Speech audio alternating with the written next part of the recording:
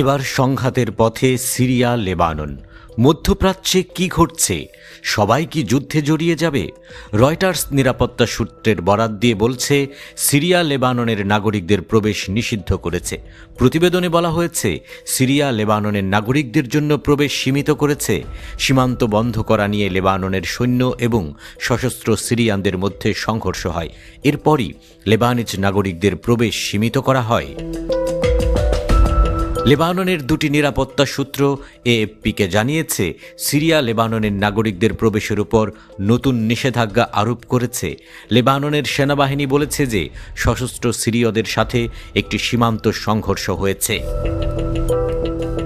এই ঘটনার পর থেকে সিরিয়া ও লেবাননের মধ্যে কূটনৈতিক টানাপোড়েন শুরু হয়েছে। দুই দেশের সম্পর্ক খুবই জটিল এবং দীর্ঘ ইতিহাসে নানা উত্তেজনা এবং বিরোধ রয়েছে। লেবাননের নাগরিকদের আগে তাদের পাসপোর্ট বা আইডি ব্যবহার করে ভিসা ছাড়াই সিরিয়ায় প্রবেশের অনুমতি দেওয়া হয়েছিল। লেবানন তার প্রতিবেশী সিরিয়ার সঙ্গে আরও ভালো সম্পর্ক তৈরি করতে চায়, তবে নতুন নিষেধাজ্ঞার কারণে সিরিয়ায় যারা বসবাস করেন বা পরিবারের সদস্যরা সেখানে আছেন, কেবল তারা সীমান্ত পার হতে পারবেন।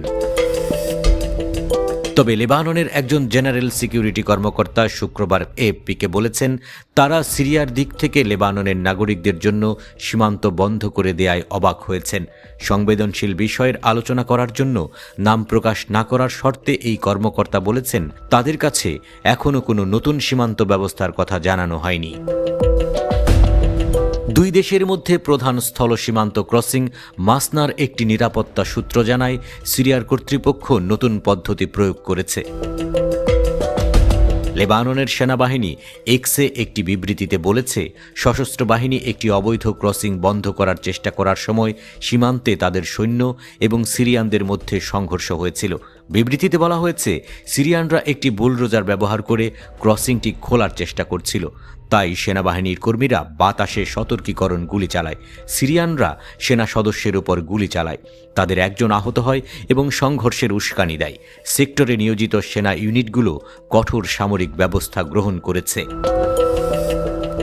রয়টার্সের প্রতিবেদন অনুযায়ী লেবাননের সেনাবাহিনী জানিয়েছে, তারা বালবেকের কাছে একটি অবৈধ সীমান্ত ক্রসিং বন্ধ করার চেষ্টা করতে গিয়ে সিরীয়দের সঙ্গে সংঘর্ষে 5 সৈন্য আহত হয়েছেন।